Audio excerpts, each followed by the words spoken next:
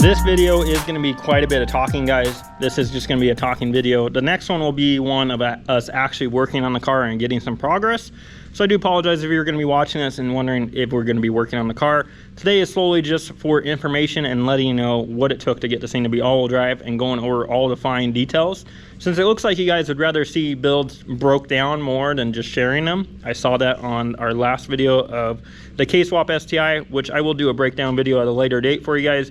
But today is just going to be a talking video. So enjoy. Hopefully this information helps you out just as much as it took to learn it. So let's go ahead and jump into today's video.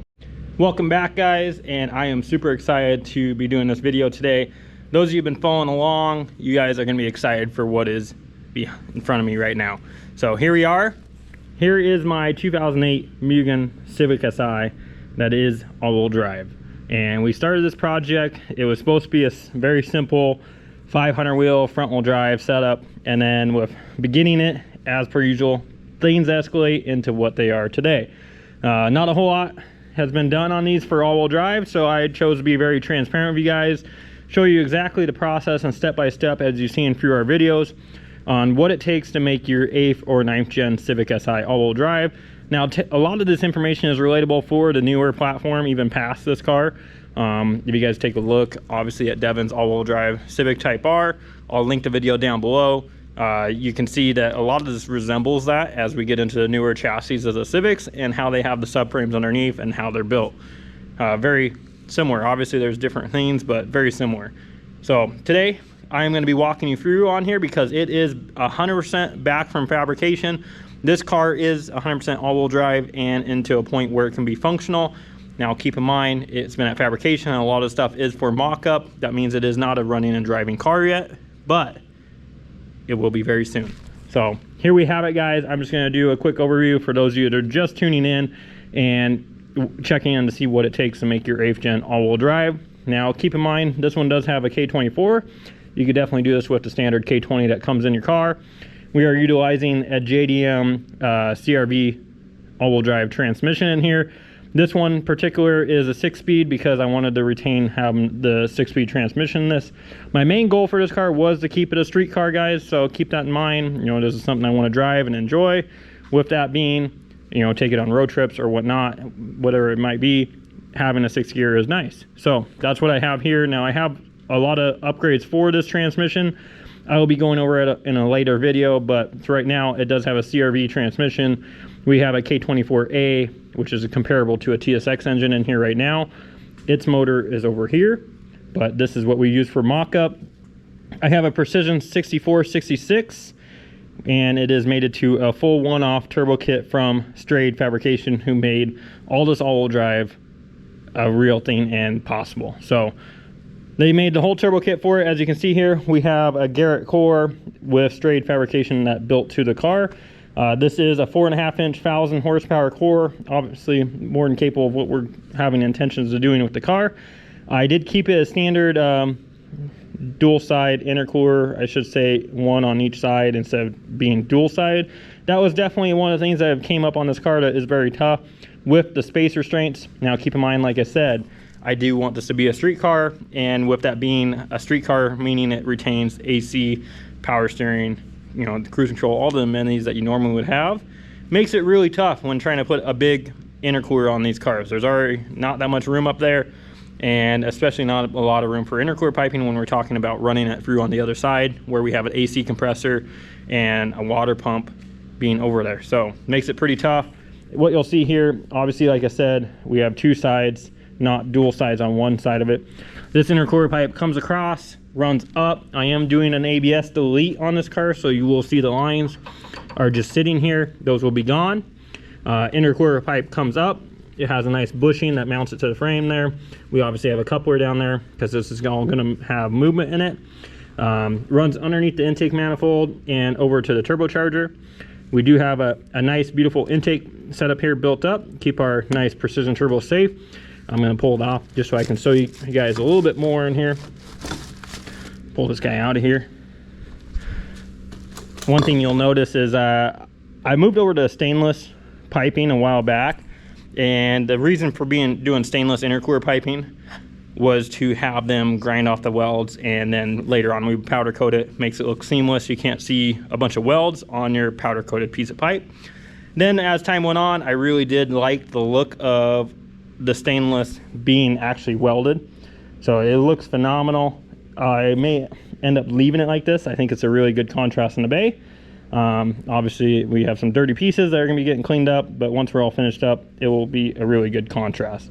So you'll see, like I said, intercooler pipe comes out of the turbocharger underneath the intake manifold, runs over. Everything is going to be extremely tight in this engine bay, guys. It is just one of the cons of this chassis, is so much is underneath the cowl and there is not a lot of space. It's a very small engine bay, so it gets pretty tight.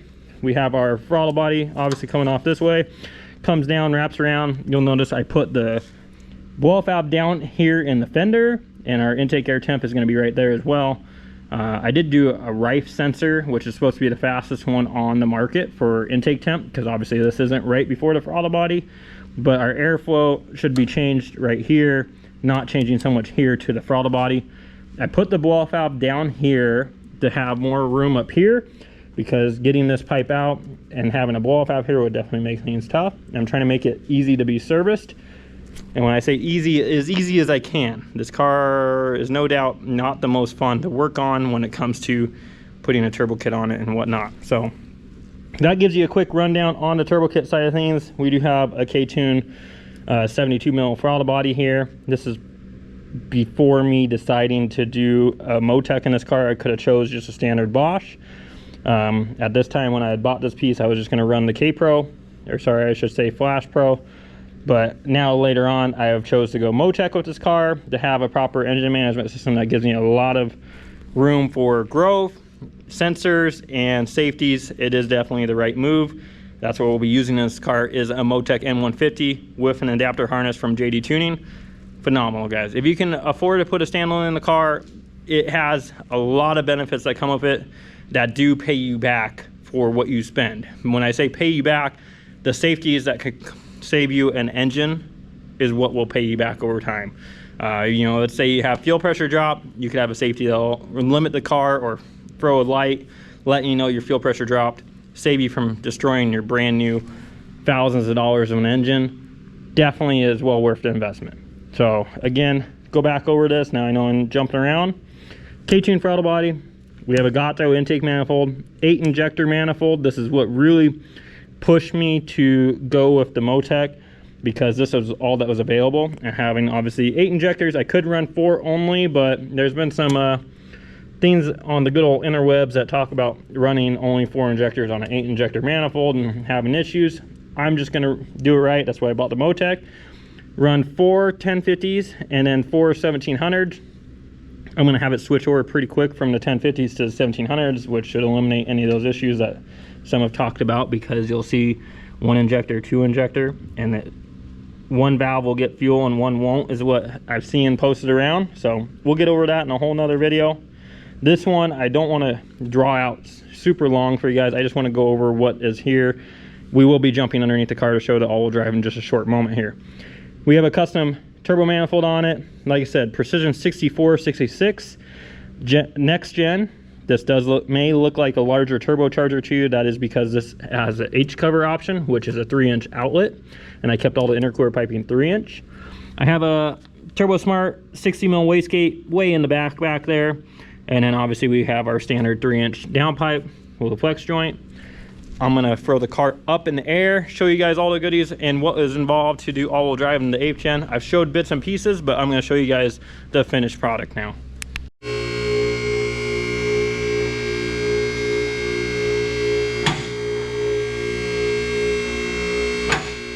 Now that we got the car up in the air, I'm gonna go over all the more in particular things of what is involved to get these 8th and 9th gens to be all-wheel drive. It definitely was a bit of a process. If you do not have a fabricator or a fabricating shop, or have to understand how to do fabricating, I'm watching a shock right now, just released.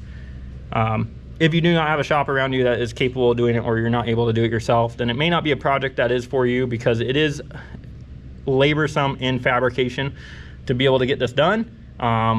If you have the understanding how to do it, it is pretty straightforward, but I'm gonna show you guys what I'm talking about. So here we are underneath the car, this being the front of the car, we obviously have this subframe assembly here. Now I have more in-depth shots of this, which you'll see at a later date and you'll see in our prior videos, but we did have to build a special mount for our power steering in here, which this is a 2008 Civic DX rack, and we built a custom mount for it to space the rack up 4 inches. Now what that does is it gives us room obviously for our drive shaft and our T-case, the biggest thing being the T-case right there. And then we did have to notch this T-case, box it back in to make sure everything stays safe and this stays structural. Like I said, when I get this thing apart, I'll be able to show you some more. We are going to add one more leg to the mount here for the steering rack, because there's been concern about the rack moving with the mount that's on it. So we're going to put another leg on it to give it more structure. I will show you guys when I get that apart. But the things that are involved with this is this subframe here does need to be notched and clearance for the T-case. You do need to space the rack up 4 inches. Now there has been some people that have done the electronic rack route. They've cut this whole area out here. I prefer not to do that because this is the main structure of the car over here and holding the front end of the car together. Obviously the main structure for your power steering. I would prefer this to be complete and boxed in as we did it here.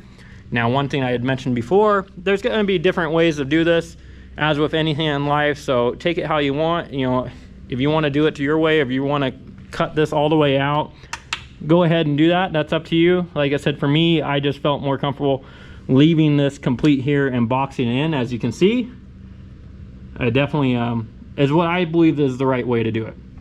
So that's what we had to do there.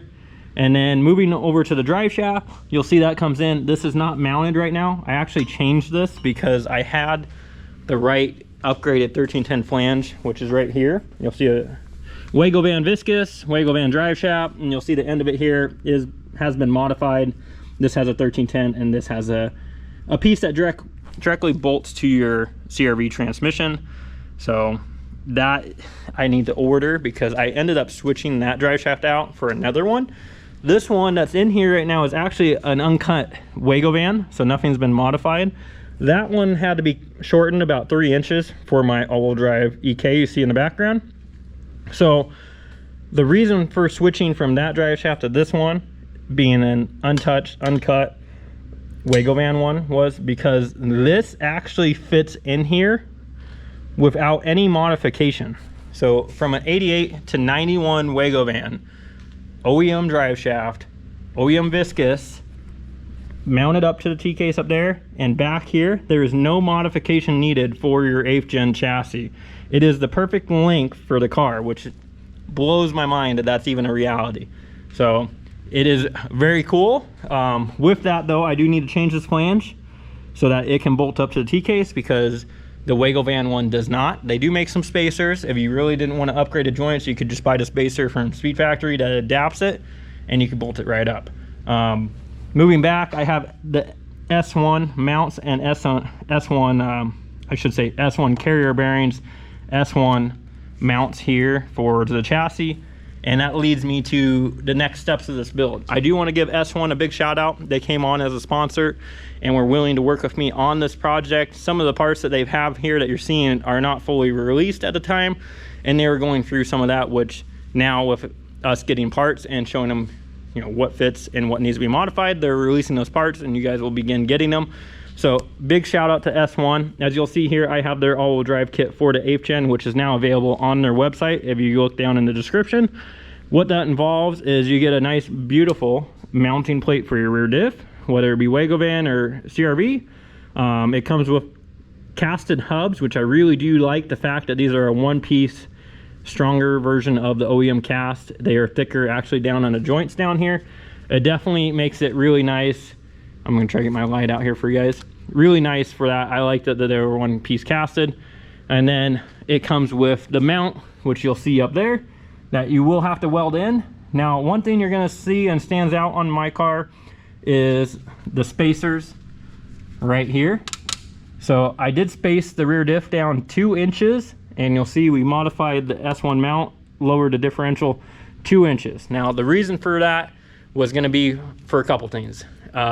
axle angle over to the control arm, drive shaft angle being the biggest one of them. These cars have a tunnel that tapers down. So as you'll see here, up here we have a nice big tunnel, and then as we come down, our tunnel goes away.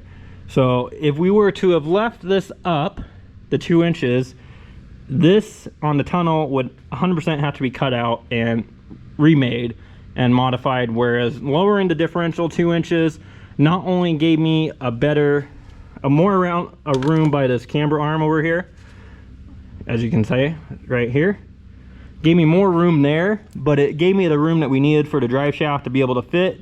Now keep in mind, we did have to love tap. By love tap, I mean grab a large hammer and clearance it, but as you can tell, I hope the light's picking it up, it's not very much. I mean, it's very minimal, and I did not want to take the whole interior out of this car and cut that tunnel out and go through that and then not have the carpet sit right in the inside. I just didn't want to go that route, so I chose to lower the rear diff. That is on you if you do want to do that or not. But what you'll see back here, this does have an S1 drive shaft. Again, my all-wheel drive EK in the background. I had already made this all-wheel drive. I had the S1 kit in here and drive shaft kit, so I already have this. So this is just right off their website, bolts right in, guys, and beautiful drive shaft piece they offer. We have their rear axles here as well. Those are a direct bolt in, so that came out really good. Now the next step here, moving down, would be exhaust. I wanted to keep this a full street car, as I already mentioned. So with that being said, I wanted to retain full exhaust on this thing. Now I know it's easier. You could have went out the fender, could have went out the hood. Definitely would have made space restraints better, but I want to drive it and I want to have full exhaust. That was a chore, let me tell you, because we have a 3-inch downpipe that comes through. Everything is really tight to show you. Comes down, goes underneath, and then right here I have a piece of oval pipe. Now with this oval pipe here, you can really tell it doesn't hang down much more. If anything, it's actually higher than what the factory exhaust was on this car. The factory exhaust actually hung down quite a bit. Where my viscous is right now, here, this is where the factory exhaust hung down on this car before.